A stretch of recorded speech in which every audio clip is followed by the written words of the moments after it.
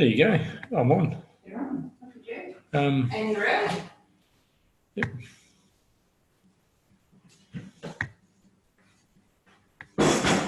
So what I might do though, I might just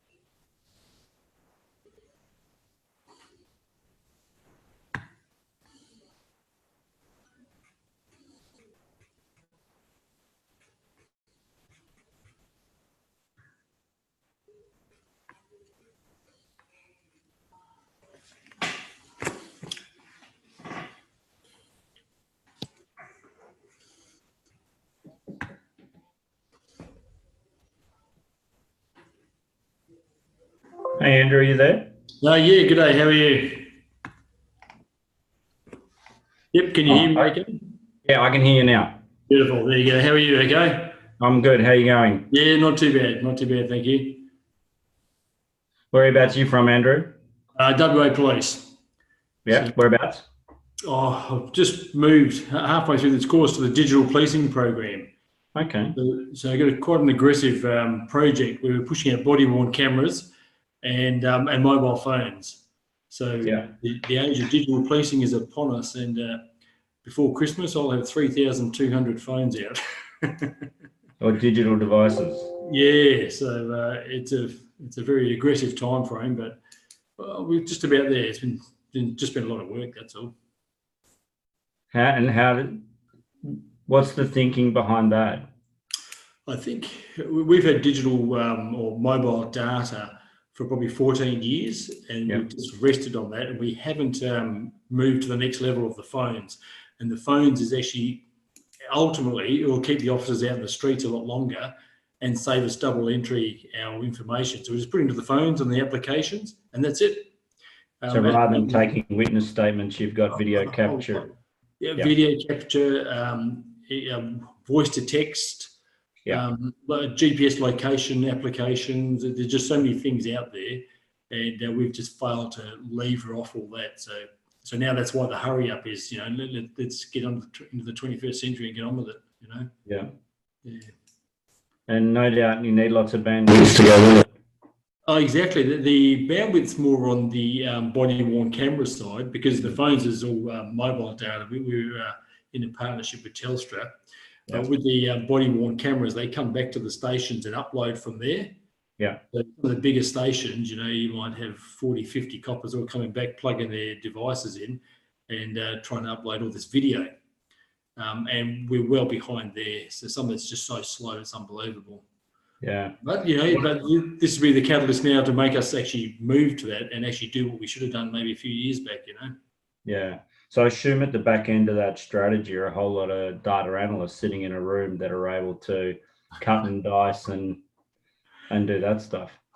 We got a whole pile of techos there who are working some magic sort of thing. Techo. Techos, but as you imagine, their data analysts as to what they do with that information. I think they've rushed to move a product out there and haven't really thought about the full service, if you know what I mean. So even when we look at, so how does the DPP now use this? How do the court systems get that in there? How do they accept it, validate it? They haven't really thought too much about that. They've said, oh yeah, body on camera, let's do it. So there's some good things for police, for us, but the big picture needs to be explored a bit more. And one of the big things I did when I took over was said, we need to transition this to business as usual. And by that, I mean getting all these people in there that are involved and have skin in the game and then actually use the product to the full benefit. So it's been a pretty interesting couple of months, that's for sure. Yeah. Well, that's why I suppose you look at some of those articles I've given you guys, you don't have a strategy until you've implemented it. Yeah. And you've got to think about all those things. I got to admit, I really liked the first document I read, article, and that just summarised strategy in a nutshell for me. I thought it was excellent. Yeah, I actually, I think the McKinsey ones are centering on government service. Yeah. Part of the reason I like them is they're pragmatic, but they're certainly not research. They're more about, you've got to think about all those things and and you've got to put them together. They're not simple, but they're more, from my perspective, industry-based than they are theory-based. Yes. Yeah. And particularly about public sector. Yeah, and it is a different game. I know some of the change I implement, I actually would say like bulldoze it through. Yeah. And if you sit there waiting for policy and the process and all that to catch up, you just get nothing done. Yeah. You just get a whole stack of meetings and that's about it, you know? Yeah. Viv, have you joined us, have you? Can you hear me? I can hear you. Yes. How are you? I'm very Hello, well. everyone? I can't see you, but Okay, let me dress up properly. Yes. There he goes. so I'm talking to Andrew, who's a policeman, and you're driving your car and talking on a mobile device. I like to think he's got a hands-free device there. No, I'm just parked. He's got it I on have the blue. evidence. He's got The it on engine blue light tack on his steering wheel. There you go. So there you go. That's called evidence. Yeah. Ooh, Viv, it's nice to see you wearing a shirt and a tie too. shirt and tie. Yeah. You've dressed up to the occasion. No, I'm not wearing any tie. It's t-shirt. He's just stealing the internet from his neighbours out the front. Just you to think of that, Laney. There are 2 kids inside my sister's child, so I don't want all of you to hear all the beatings and shoutings.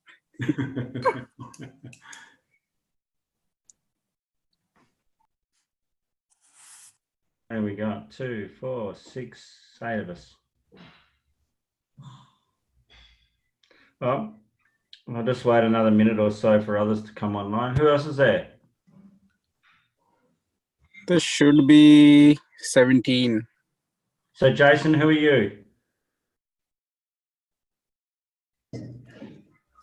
You, Blaney, you can't hear you, mate.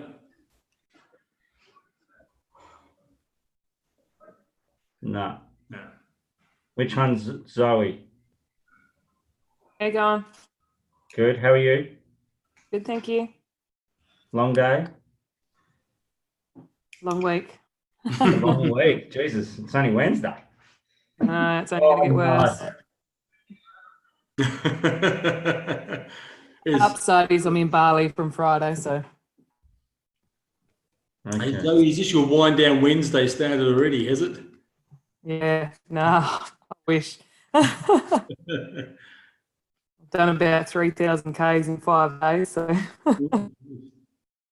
been up to Onslow and back again, so I'm pretty haggard.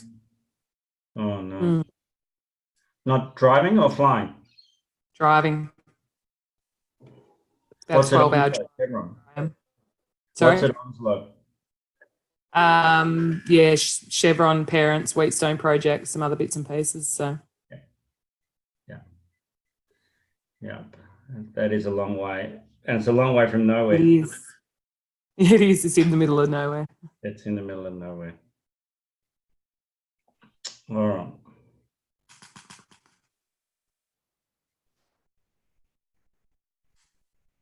All right, well, we're going to make a start. So the purpose of the hour is really just to, I'll wait for Dave and that. So the purpose of the hour is really just to have a chat about the unit, whether you've got any questions, and in particular, if any questions about assignment 1.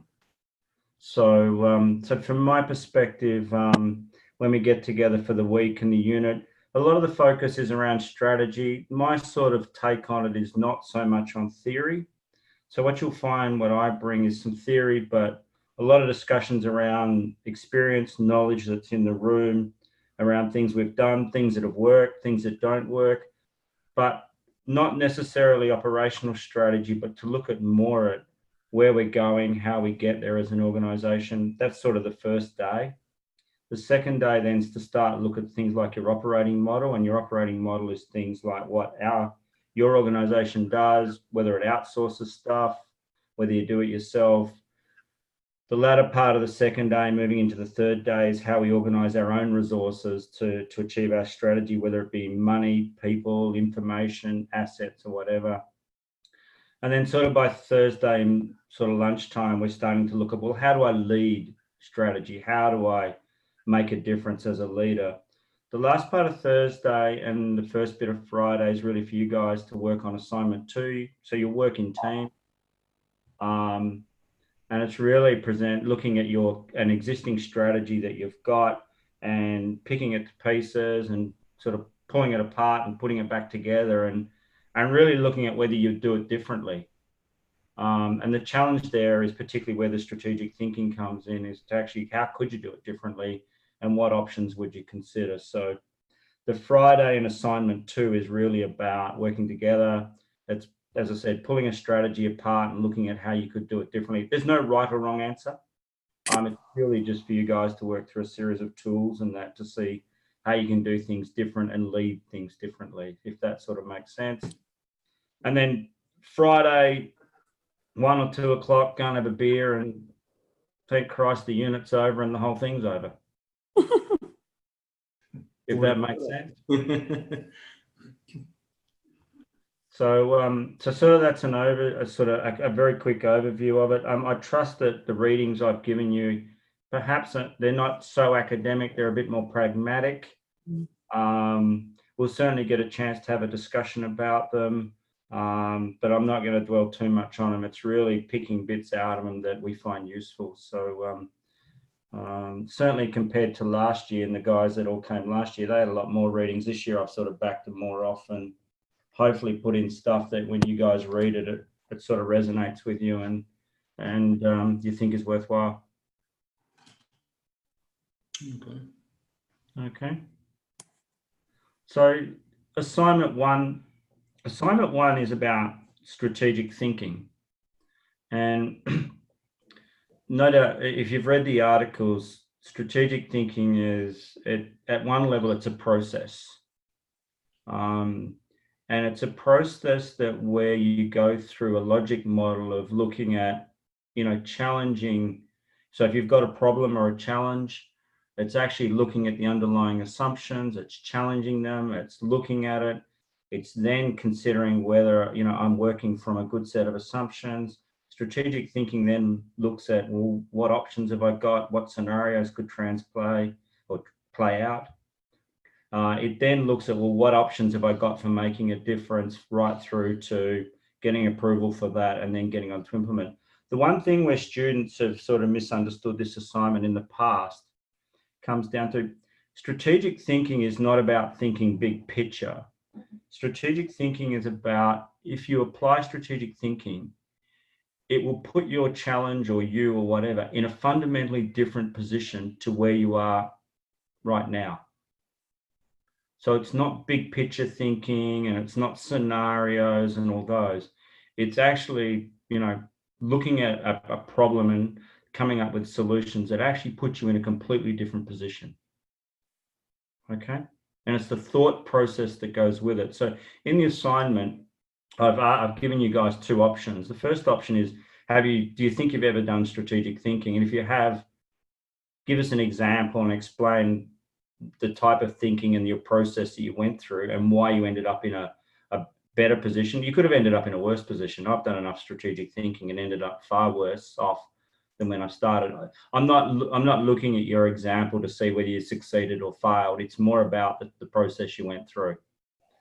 The other option is, which is in the assignment, is if you don't think you've done strategic thinking, is why do you believe, or what prevents you from thinking strategically in your business? And there are a range of factors.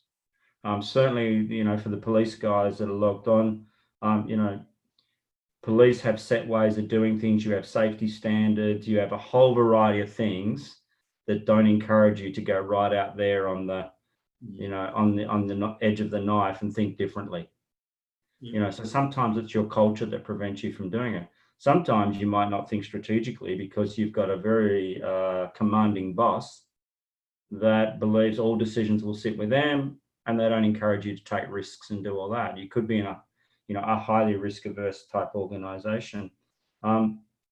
And some of it is that you don't get to think strategically is because you're so flat out operationally and drowning in the day to day that you never get a chance or to find the space or the time to actually take a deep breath and think, how could we do this differently? So the assignment is have a go at whether you think you've done strategic thinking, or the other option is what prevents you.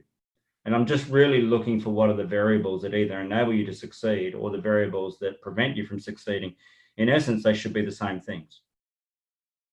Does that make sense? Yeah, I think that's, for me, it's certainly cleared up a few things because I was a little bit unsure where to go with this one. I guess the trouble I'm going to have is like, because you're trying to reference it to some of the academic readings and things. Yeah. But when you're sort of reflecting on what you've done, I guess the academic reading part will be what you should have done instead of what you did do. Is that correct? No, the academic side of it is just, if the process says that you should go, Andrew, through these 5 steps, did you go through those 5 steps? Sometimes some people don't go through all 5 steps, or they might have done, the academic reading might say, look, to do strategic thinking, you need to go through 5 key steps. You might find that you went through 4 steps and you succeeded. And that's just as beneficial. So the academic side of it is really just what the theory says, but the theory from one level is just, it's a piece of research that's been done and they've proven whether something is successful or not. There's no right or wrong thing. For me, the theory suggests that, like, if you do strategic thinking and you want to get ownership, it will tell you that you have to do consultation. It will also tell you that the earlier you involve people in your thinking process, the more likely you are to get them to approve it. And there's theory around that. So as long as you, in your assignment, look at some of the theory and say, well, the theory says that, for example, the earlier I get people involved, the more likely I am to get success. Did that pan out and did it work for you? Some of the theory might say is that in order to get diversity of thought, you actually need to go out and get team members who have a completely different perspective on things and bring them into the room. And in actual fact, you get that diversity of thought. Did you try that? Did it work? Sometimes it doesn't work. So the theories all sort of allude to whether something will work or it won't work. I just think you should look at that and understand what it means. And did you try it? If it worked, does the theory support it or doesn't it? Yeah. And don't go and find 10 bits of theory. Find 2 or 3. You don't need to find lots. You've really only got 2,000 words, so you haven't got a lot of time. It's not like a thesis or a dissertation where you've got to go off and find 50 references. Don't do that. I'm just making sure that you've read some articles and you understand some of the basic concepts. 2,000 words is not enough for you to do that. Okay.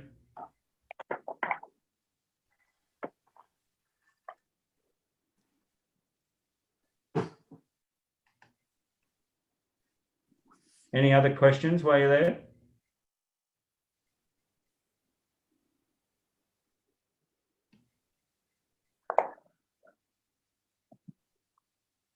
No? Crickets. Cricket, that's okay. Are you okay with that, Andrew? Yeah, no, that's good. I've actually been looking at what the assignment is. And the first time I looked at it, the introduction actually seemed quite long, actually. And I was thinking, oh, what right here? But when you look at the question, the process I went through, because I've had a few examples I've been thinking about. Yep. And, I guess if I just write about what happened there, because it was actually a pretty interesting journey, I guess. And 2,000 words will just flow out easily. And just a referencing to the academic side that concerned me. But if I'm just demonstrating that the understanding that didn't work or I didn't follow it or whatever, that should be easy enough. Yeah. And you might just, in doing that, say, these are the 2 or 3 reasons I think I failed. Yep. And is there a theory that says, well, if you had gone down that path, you were doomed to fail anyway? So it's just supporting it. That's all. Yep. Yep. And the example I'm thinking about writing about actually happened quite a few years ago. Yep. And I've certainly grown a fair bit myself and then done a few other initiatives. So even reflecting back to what I do now compared to what I did then is quite an interesting thought process for me. Yeah. Okay, good.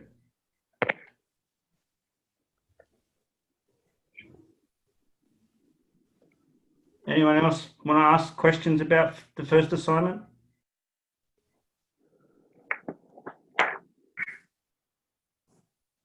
No? I'm all good. No, that cleared it up for me as well. Okay. Well, if that's the case, and I'm still online, certainly I've been going in and looking at some of your comments in the unit outline and some of your readings, but if you want to ask me any questions, you want to shoot me any emails, just shoot them through, and I'm more than happy to answer them online. And other than that, I look forward to catching up with you guys, I think in about 3 and a bit weeks. That's it. Fantastic. All right. Just before everyone goes, I have a news information for everyone that on Friday, 1st of November, we will be having a closing ceremony where around 10 o'clock in the morning. And we are expecting commissioners from all departments, commissioners, assistant commissioners, deputy commissioners coming in. I think there are about 17 officials coming. So it's a cheat code for all of you, giving your first head information. Are you expecting us suit and ties then, Bill? No. No. So, Wear our police department polo shirts. yeah, it's I think there will be an information sent out on that week or prior to that week about the dress, but not too sure. But I think it should be about the official dress, I think. But I will confirm it and then tell everyone. So I didn't tell Brendan. It got confirmed just yesterday, and from 10 o'clock till 10:30. Yeah. So you would have to make slight adjustment to the schedule. Yeah. Hats, ties, tunics, and full medals, it sounds like.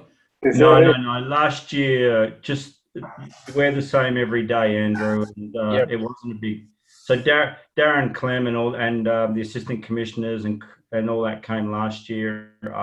They understand that you're at uni and that you dress like a uni student. Yep. I don't think thongs and a singlet quite get it, but Somewhere in between, you reckon? hey? Beanbags. Yeah, there's beanbags out on the lawn, but no, certainly it's not a suit and tie event. That's absolutely. And they came last year, and oh my God, there's a commissioner now.